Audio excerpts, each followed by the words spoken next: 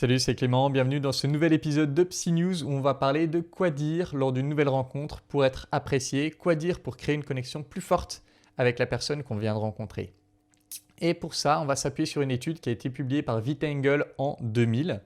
Et dans cette étude, ils ont tout simplement fait discuter des gens en duo pendant 10 minutes. Alors pour plus précisément, la procédure de l'expérience, c'est que dans un premier temps, il fait remplir à chaque personne un questionnaire sur leur état émotionnel.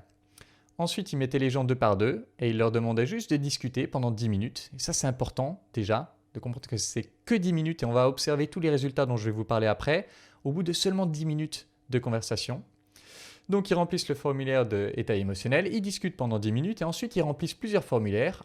D'abord, ils re-remplissent le formulaire d'état émotionnel pour comparer leur état émotionnel avant et après la conversation.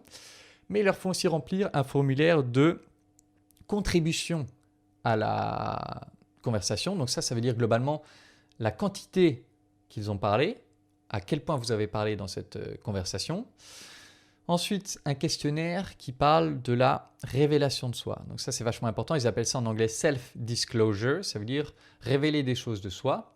Et ça, quand la contribution à la conversation, c'est la quantité dont j'ai parlé, la révélation de soi, c'est la profondeur avec laquelle j'ai parlé.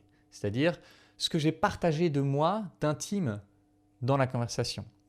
Et puis le quatrième élément qu'ils ont mesuré, c'est ce qu'ils appellent l'attraction sociale. À quel point je me sens proche de mon partenaire, à quel point je me sens confiant avec cette personne, à quel point je me sens à l'aise avec cette personne. Pardon. Et donc, globalement, le sentiment de proximité. Je me sens proche, je me sens connecté à cette personne. Les résultats.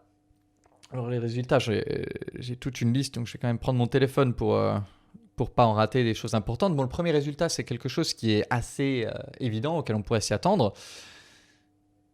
Les participants ont ressenti plus d'émotions positives après la conversation. Donc ça veut dire que le simple fait de parler à des inconnus, ça fait se sentir heureux.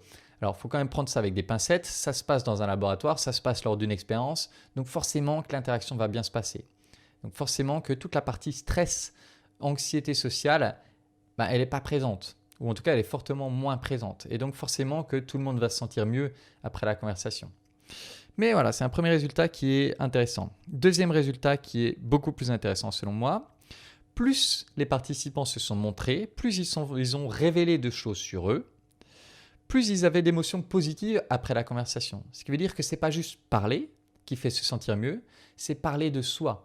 C'est révéler des choses personnelles et donc c'est la profondeur de la conversation qui va impacter le fait de se sentir bien après cette conversation. Plus je parle de moi, plus je révèle des choses intimes sur moi, mieux je vais me sentir à la suite de cette conversation. Et donc ça veut dire que voilà, plus on parle de soi, par opposition à juste parler de la météo, parler de la pluie et du beau temps, parler de choses basiques, plus on parle de soi et plus on amène l'autre à parler de lui aussi ou d'elle, tout simplement, plus les deux vont sortir en se sentant bien. Et forcément, quand on a passé un moment avec quelqu'un, qu'on ressort et qu'on se sent bien, on a plus envie de voir cette personne. C'est logique. Maintenant, troisième résultat qui est aussi hyper intéressant. Plus les gens révèlent de choses personnelles, plus ils se sentent attirés par leur partenaire.